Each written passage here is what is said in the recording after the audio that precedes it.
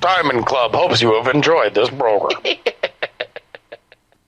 I mean, the good news is like there's a hard and fast reason why I'll have a hard deck beyond which my career will never ascend, right? A hard what? Hard and fast deck. A what? Oh, with an E. Deck. I'm Deck. pulling Okay, a Brian. got you. Yeah. Yeah. Got you. Ain't no apes gonna tell me what to do. But you mean because we have songs about asshole clan? Hello. Yeah. Well, and what's funny is, you find yourself listening and you're like, well, that's out of context. And then you're like, oh, really? In what context was saying that only people over 12 should be thinking about genitals? I mean, that's true. Like, what? Do you want to take the opposite position? Because I will argue against it. Oh my gosh. Let's see. A stegosaurus, a triceratops, and a bronchitis. Oh no. There is an episode next Tuesday. The Tuesday after that, we will not be live because we'll have the Nerdtacular show. Yeah, man. What? Oh, okay. Belly Bill, the smelliest book anyone's ever bought. No. Very specific instructions. I don't even remember that. What? Oh, wait, what? The smelliest. Oh, okay. because the he was talking smelliest about the book. new I book remember smell. that now. Yeah. Okay. And I tried to pervert it because I'm a coward. Oh, I don't think so. Hitler had a lot of good ideas about Hearthstone. Oh my gosh. I don't know. A little wordy. Brian likes cocaine and selling it to kids. Peen and Tiller. Mane of the devil. Great show. Mane of the devil. I like. That's also the problem. Or that's the problem. We're also Fool us, friends. fool you, asshole. America's Got Your Tantrums. mom's porridge. Wink. Wait, did I say America's Got tantrums? Yes, you Tantric sex. did. Oh, tantrics.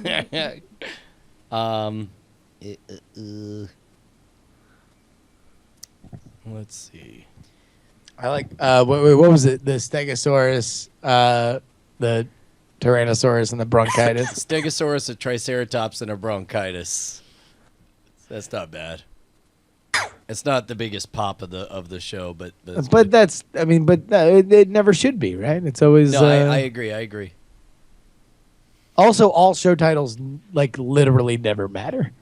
Like we could random number generate on this list, and it would be the same as if we picked the best whatever. Agreed. I don't remember this joke, but robot that goes cum What? at the very bottom from Bogo. Although I really like Cardini is a real laugh.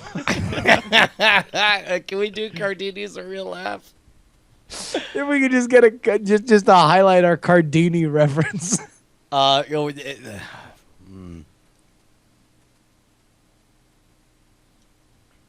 Swag of the YOLO 420. Can we do swag of the YOLO 420?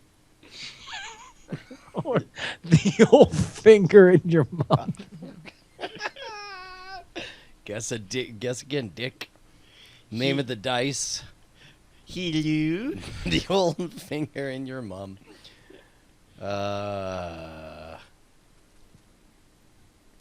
You know, Cardini's nephew, or great nephew, is Randy Pitchford, one of the founders of Gearbox. No way. Holy shit! Really? Yeah, he's the guy that there's a whole Cardini exhibit, the Magic Castle, the downstairs that Pitchford Randy went in and put in there and paid to have done and all that. And Was at the AMA Awards and all that. You're Oh, talking wow. about Gearbox Software, the video Yep. game creators. That's amazing. Duke Nukem, the ones who finally finished it up. They bought they bought the bones of Duke Nukem. Oh, yeah. Hitler, kind of an ass. Kinda. So, I think it's Two a pretty- asshole friends of Andrew May. I feel like we found it. What? Two asshole friends of Andrew May. All right, that's done. Basically, this episode. Man, you're a good man. So, what was release date on the book, Andrew? The 7th. And jeez, like, I mean, do do you sit and obsessively wait with bated breath, or you're just like, this is done, we're on to the next thing? I'm on to the next thing, but then I get like right now we're doing a blog tour, so like like every day different blogs doing a review of it, and we do, Goodreads is like the big site where people go look at like reviews, Oh, and that's speaking of which, because I didn't want to bring anything up while we were doing the show proper, but like, which is more important, Goodreads or Amazon? Like, I don't know. I mean, I know my public. I think that like Amazon is like where I always look. It's where everybody tends to look, But I think when it comes to like where do people who review books and recommend books look, it goes to Goodreads. Like on like Amazon, we had, there were like 5 or 6 reviews on Amazon, but on Goodreads, which is people who spend most of their time doing it, we're at like 42 ratings right now. And it's 4.5, 4.3 stars on there. So it was doing much better there. Where on Amazon I was like 4 stars is fantastic. It's great, But you get I'm so used to 4 and 5s and 4.5s that it's like and it's hard because when you write a sequel to something, you're like, there are going to be people who there's what they want and you don't give it to them, and they're going to be like, you didn't give me what I wanted. no, it's like your praise sphincter has been stretched out so hard. You're like, I'm sorry, I need 8 stars at least, 9. Right. Well, no, That I wasn't think my point. the biggest thing is And that's probably true too. Sorry. I just say that's like people ask me like, is it easy to write? I'm like, it's easy to write. It's just not easy to know that people are going to like it, and that's what you worry about. well, especially when the expectations are things you disagree with, right? Because like I think oftentimes as consumers, and you can look at it with like something like Game of Thrones, both the novels and the TV show, that it goes in directions very deliberately where you would not expect it to go. Where George R. R. Martin very deliberately sets people up to look like archetypes and then topples them because that's his plan all along. Where people just react viscerally to it, and that's with like a plan where he's like, no, I'm tempting you and then destroying your expectations. If you just write a story and someone wants you to go left, and you clearly understand for a lot of really good reasons that all the best stories involve the character going right, then there's just going to be disappointment, like for the betterment and enjoyment of the franchise. Yeah, I was in New York last week, and I got to meet with my editor, Hannah Wood, by the way, who I have on Facebook. I have an interview with her about getting into publishing. If you have any interest in writing or publishing and doing that, I asked her some questions, and she was helpful. But she said to me, yeah, the Goodreads has been really good. That's where you should look. And it was almost like she's telling me, like, don't look anywhere else, But we've had great, response from like the professional reviewers. It's been really good. So, I mean, I'm happy, but I was just this like, I'm not the kind of person that's going to like see a couple bad reviews or people who aren't happy and not lose sleep. If I notice there's an overall trend, I'll be like, oh yeah, maybe I need to. But that's it's amazing when you look at like really, really bestsellers and top best-selling books, and you find out how so many of them are 3.5 stars. And that's because when you go outside of the people you write for, who are like, oh, I started writing sci-fi for, Weird Things audience. And then when I went into this other space and write stuff that people found it, but then when you start putting it into the hands of other people who may not organically find it, you're going to get people it's not for them. And, well, you have to understand. And some of them write Amazon reviews. Yeah. That's the tough thing is you want to be the kind of person who can listen to other people, but not the kind of person who obsesses about what every random person says. I think that like there's part of that feedback though that like it's not that it's not valuable, it's just that it is a side effect of just getting larger. Like when you get to a wider audience and you get good press and you get good algorithm support, and there's a lot of voodoo there that nobody knows, like how something links to something because keywords align or something like that. And then of the things that get the algorithm support, certain things take off. Like there's elements there that are unknowable and will bring an audience that may or may not like your stuff. And they may or may not, just for whatever reason, just be diametrically opposed to where you want to go with the story. And so it's like, should you take that to say, I need to stop writing these stories? I need to stop going in these directions? Like, that doesn't seem right or fair or artistically healthy. So it's hard. The cool part, though, is it's like when you have people who look you up. Did I just kill everything? No, looks like you were trying to share a image or something, and it got a little silly here. Waiting for it, waiting for your beautiful, beautiful symmetrical face. I think the interesting part of reading these books is knowing an author well enough that I can totally know where he's going with stuff, like not that saying that it's predictable or by any at means. least playing the game of guessing where it's like, well, I know this person, so it seems like he might want to weave in this theme. And Well, yeah, like I'm not saying like anything was predictable or that I guessed anything ahead of time. It wasn't like that. It was just that it's But just there's like that I was just like, intimacy. oh, that's so Andrew, like, and which is so like if you like weird things and you like the content he's putting out, then dude, I agree, man. You Carl know. nailed it. Any author that's willing to fight Hitler is an author worth supporting. Do you have my video back? Or Boy. No, here. Let me just. You want to call me back? yeah, All right, here you go. yeah, Just let I that feel like if I was somebody who wanted to be a mastermind that did some really heinous things in the world, I would look at y'all's podcast and the way you treat Hitler and be like, you know what? This will happen to me, and I'm just not going to do it. By the 'cause way, people will make fun of can me. Can we talk about Hitler real quick? We are entering an age where rapidly, in our lifetime, not a single living person will have been alive when Hitler was around. Right. Right. And it seems like, I don't know. It seems to me like at some kind of deep philosophical level, the worst thing we can do to Hitler and his legacy is to make him a fucking punchline for all of history. Make him a fucking clown that is so universally make him. I don't know. Sunbun says Night Attack 5. Can we talk about Hitler real quick? No, because it gives him power if you fail to do that. And Well, it's- not. He's dead.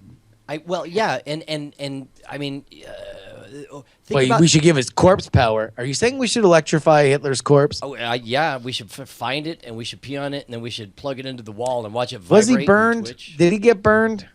His bunker burned down. Yeah. Yeah, Oh, and some people poor guy. debate whether Find Hitler's GoFundMe campaign. Rebuild his bunker at Jesus GoFundMe.com/thebigH. I mean, it's a shame he didn't get am I alone? boiled. Yeah, you should have been boiled. No, I mean, some people would say just the opposite. That we, like Well, that's the whole. Let's preserve him and keep him as scary as possible for as long. Yeah, and- like, no, have you been to the fuck no, museum, they're the making- Holocaust museum or fucking anything? make Stalin a joke, make Hitler a joke, make Osama bin Laden a joke. Have anybody who wants to play that game understand their lasting legacy will be that they will be safe material for any asshole comedians on the internet to talk about shitting in the mouth of for all of history. Yeah, pretty That's much. what they Here's- deserve.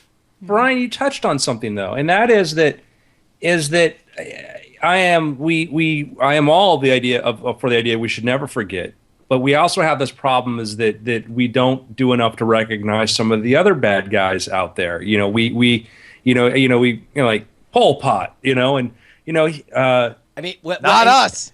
Che We work Guevara, day and night Okay, to remind so- people so of Pol Pol- Pot. Pol- but like Pot's- when you start getting like people like, you know what, Che Guevara, kind of a jerk. People like, oh no, wait, bro, and like, nah, read his own biography. Look at that. You know what? Not a good guy. Well, but then you get into the gray area of when you have currently living individuals, then you get into Are you saying it needs to fall within the well, I mean, Well, copyright? look at how many free people Mao era? killed, and try see how far that'll get you getting anti-Mao. fuck Mao. He said and then ran away. He's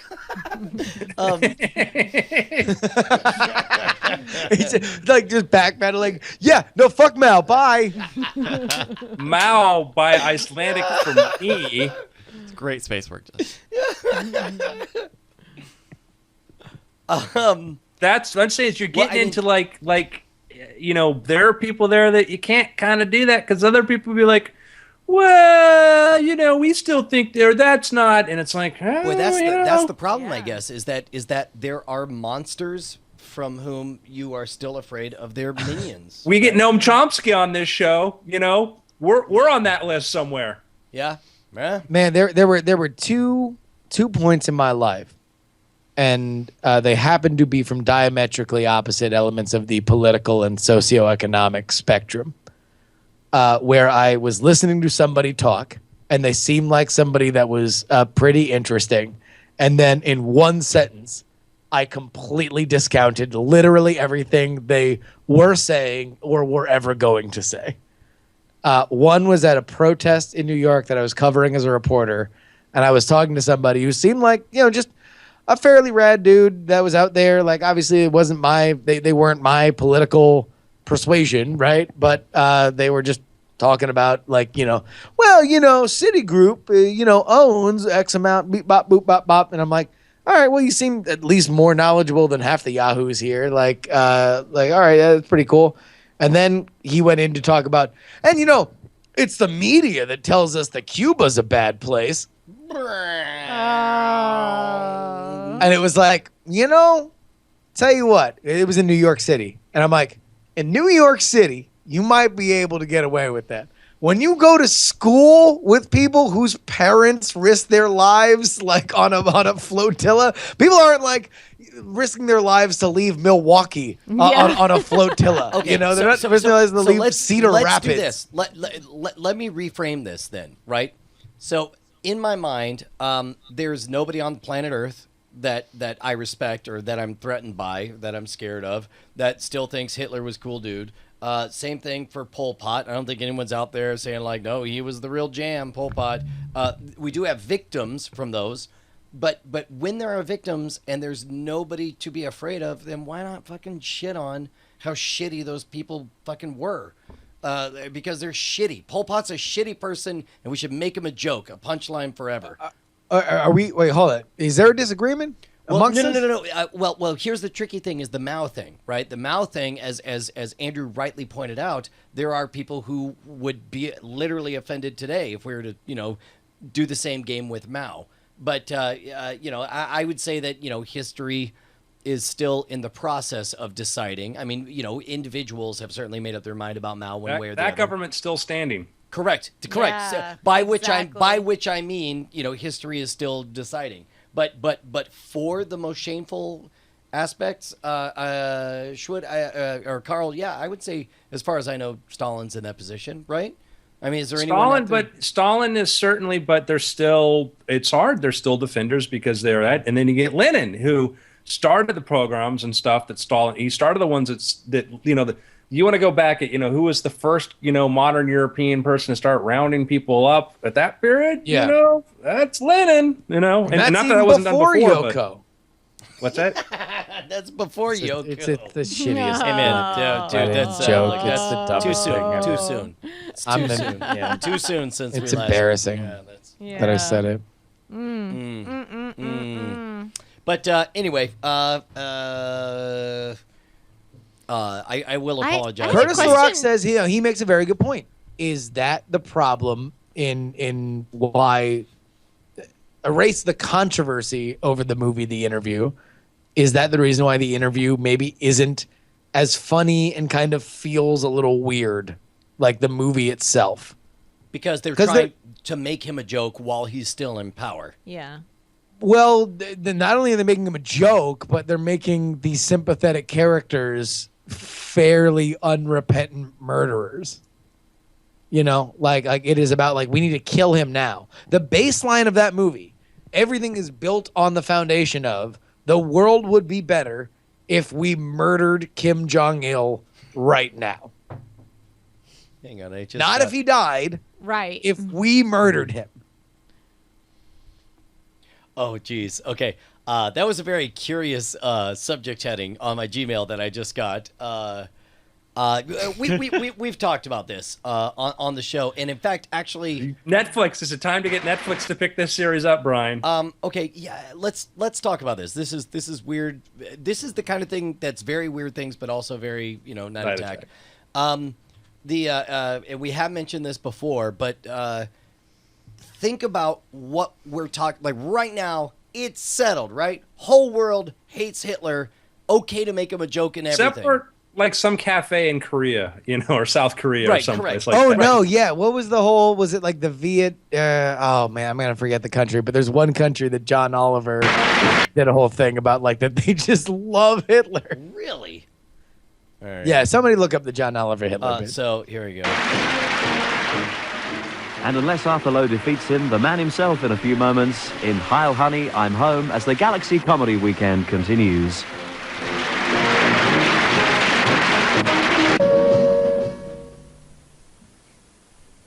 With Heil Honey, I'm Home.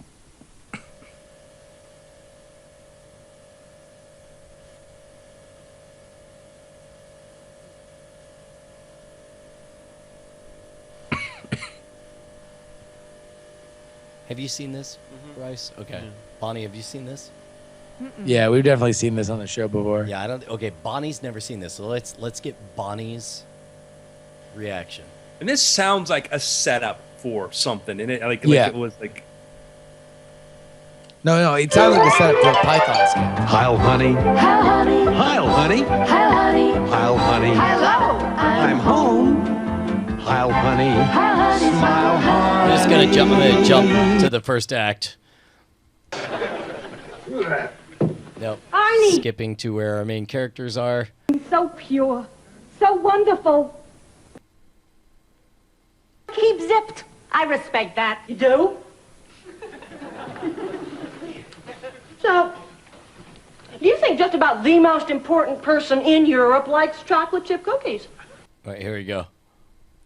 Earl, Duke, who's counting? You seen one Englishman? You seen them all, eh, Shorty?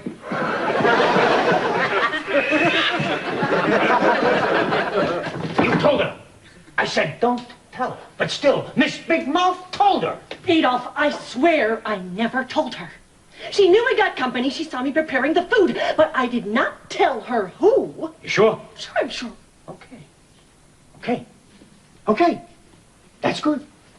They don't know. So The setting is Berlin, 1938. yeah, so basically it's a sitcom. It's basically, you remember That's My Bush. Those are their Jewish neighbors. Yeah, and the whole plot is like fucking. They're about to have Neville Chamberlain over for dinner, and they're very nervous about it. You want me to fix you up? They It's just that I shot feel, 8 episodes. Well, we all feel. Really? That you have been rather a naughty boy. All this Czechoslovakia nonsense, eh? Oh, come on, Neville. It was just having fun. Oh, yes. I understand. But I have got here a piece of paper. Here we are, yes. A document. Peace in our time. Peace in our time. You see, this Sounds like he's from the guarantees Bronx. that you won't be a naughty boy again. He's doing the Honeymooners. He's doing Jackie Gleason. So if I sign this, that guarantees I won't invade Europe. Well, I mean, no need to sign it now. Just think about it. No point in spoiling the party. No rush. Sure, Neville. Say, Neville, what do you say to a small drink? Hello, small drink. You kill me! Peace in our time. Boy, you invade one little country. Everyone is on your back. Well, I ain't gonna be signing this thing. By the way, did you guys watch That's My Bush when it was on Comedy Central?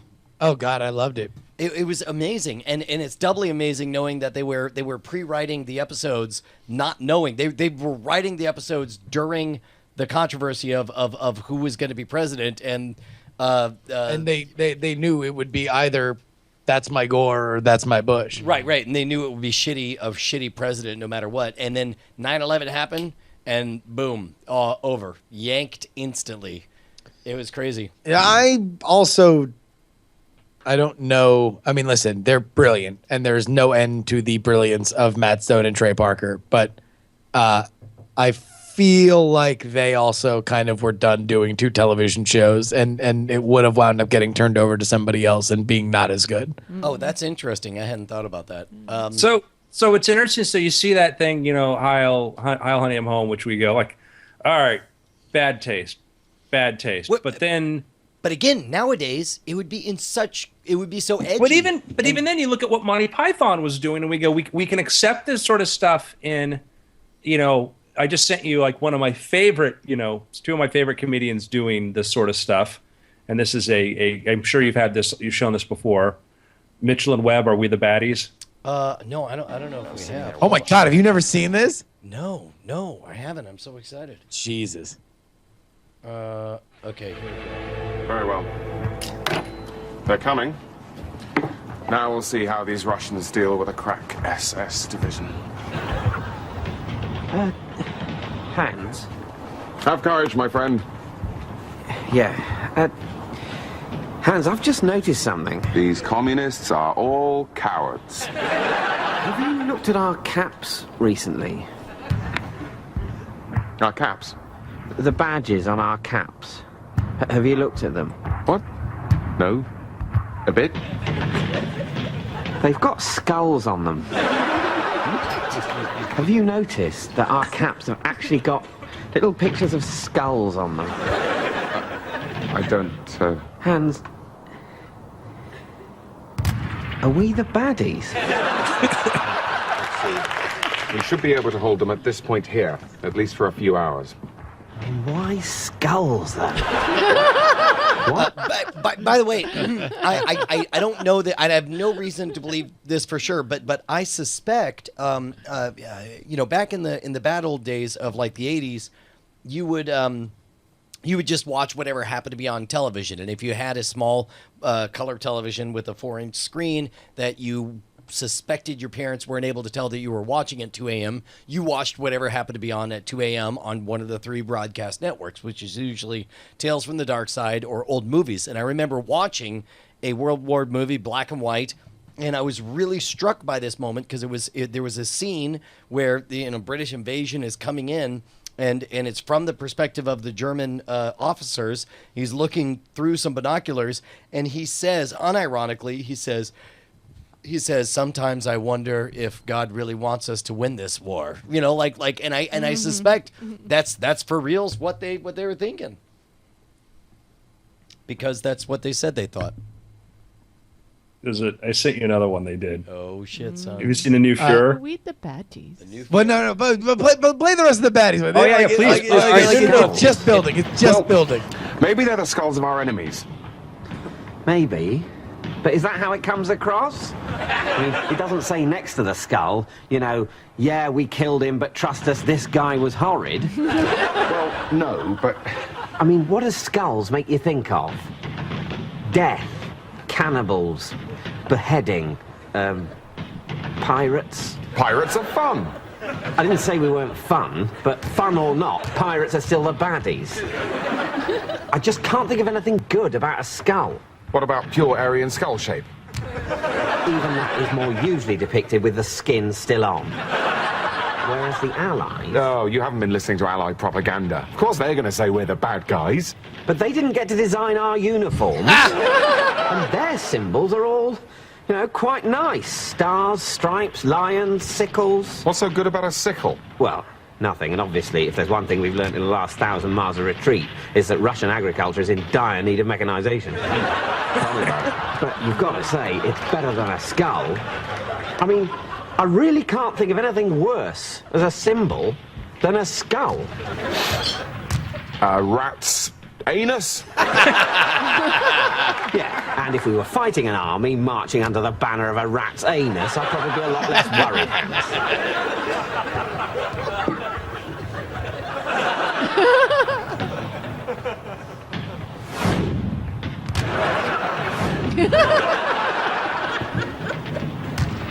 Okay. So...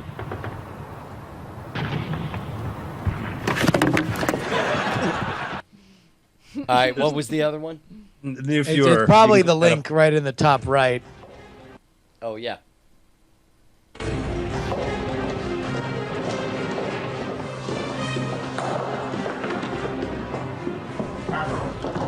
It brings shocking news. 2 hours ago, our beloved Führer, Adolf Hitler, took his own life. Oh, right. That is sad. And you, Admiral Dönitz, have been named as his successor. Yes! Yes! Woo! In your face, Goering!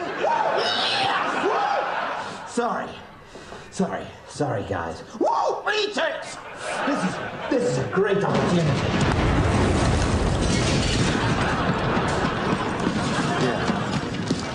I've got loads of great ideas for Germany. I think we should do more autobahns. They're great. I think we need to look at pensions. There's a growing housing shortage. Listen. Oh, actually, sorry, can I just make a quick call? Yes, mein Führer. Nice. Hi, darling. Yeah, it's me. You're never gonna guess. They've made me the new Führer. Yeah, shot himself. Well, Frida, this is an opportunity that I've just got to take. Well, they were hardly going to give me the job when everything was going really well, were they? Look, we'll talk about this later, okay? But heil me, though, eh? Heil me? Right, where was I? Oh, yes, ideas. When can we have a policy meeting? We've taken the liberty of drawing up a list of priorities. Oh, yeah? Yeah. So, here's General Eisenhower's telephone number. Here's the English for "we give up." And here's an analysis of our military situation in one rude word.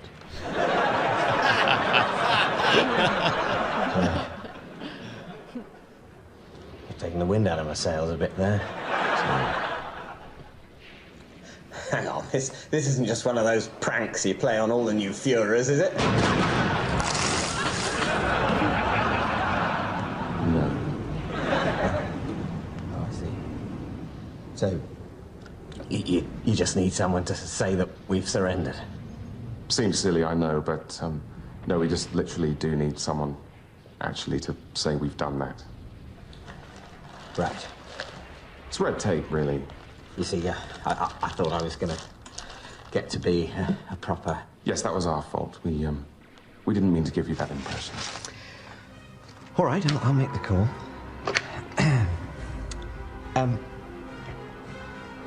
You wouldn't mind just doing me a quick Heil Dernitz, would you? Just so I can say I've had one. I don't think that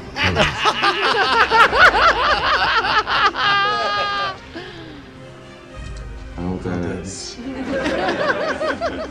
Thanks, guys. Oh my That's gosh, amazing. That's really great. All right. So, by the way, just in case I have talked to you all for so long and I have not said the following, Mitchell and Webb is next to, I mean, like when Key and Peele and Nick Kroll and Amy Schumer started doing sketch comedy, up until then, they were the best modern sketch comedy going. Wow. Like, they're so good. And that Mitchell and Webb look is their TV show. That Mitchell and Webb sound, they did a lot of those sketches as audio plays. They're all on Audible. They're hilarious and awesome. And they have a lot of stuff that they never did video versions for that are really, really good. They're awesome. Are people saying that Samuel Tarley is one of those? No. Oh, okay. So No. then Sam took the black and went to the wall and. No. We met them before, too. We did. We met them because they did the movie Magicians, which is must watch for any magic person. Dude, I never watched Magicians. I saw the previews. They were the Mac and PC guys in the UK too. No. Yeah. Kidding. And so we interviewed and hung out with them at the Fort Lauderdale International Film Festival, which happened to be the American debut of the movie Magicians. And I remember vividly, it was with David Mitchell. I think David Mitchell, the fat one. I was having a great conversation, and we were bullshitting, and we were having a really good time. And then, and I don't even if I don't remember that dude's name, I definitely don't remember the dude I knew from high school who was just completely oblivious to all social cues. and butted in and ruined the conversation with like a comedian that I super really respected, and that was it. That was it. My one chance to be Mitchell's friend. Gone. Blown away into the ether. Wasn't me. Just make that clear. It was not Andrew. No. I'm the guy that I'm sitting next to Hitchens, Christopher Hitchens. I get up, Christopher Hitchens, and I move out of the way so I can put Justin next to him. Oh God, no, please, wow. believe me. Andrew has done nothing. What a great but- wingman on Oh my God, comedy, for stalking. Hitchens hookups. Yeah. Dude. Oh, I don't know. I don't want to put that in any too uncertain terms. Hitchens had a very, very loose and malleable sexual predilection. Oh. What are you trying to say, Justin? Oh, God. Here. In fact, I think he said the worst part about getting old was that boys didn't want to go to bed with him anymore. Oh. So, we got the Weird Things group here. Yeah. We do. However, we're going to have two of them because I have to get up at 5 in the morning. Yeah, I'm sorry. I'm actually having some belly issues. I don't know if you know this, but eating nothing but no animal products causes That's a little too much. TMI. I shit sawdust, Bonnie. It's like, imagine if your belly was full of sawdust So and you it go, just poof. constantly wanted to get out. It's just sawdust. Really excited to have been sitting behind you this whole night. Sawdust. Yes. Bonnie, I got nothing going on. We can do weird things. You just have to talk in the Andrew girlfriend voice. So,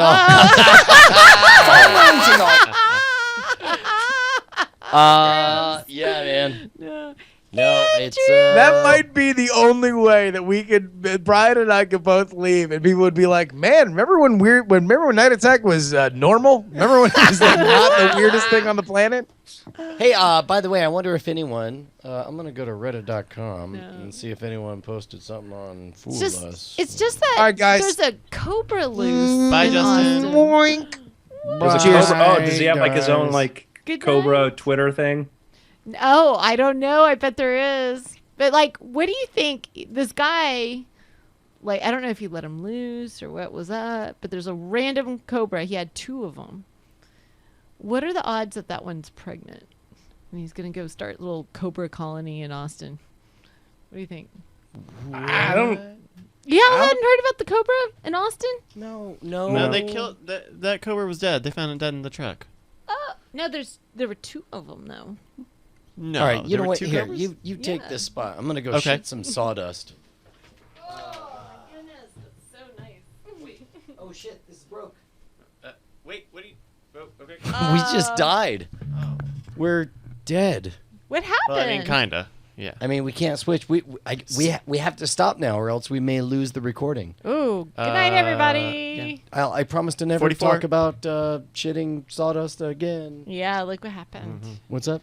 44 upvotes on our television. Oh, right on. Oh, great. Great. 30 comments. All right. /r/television, and you don't know it's me because we're in the dark. Everybody.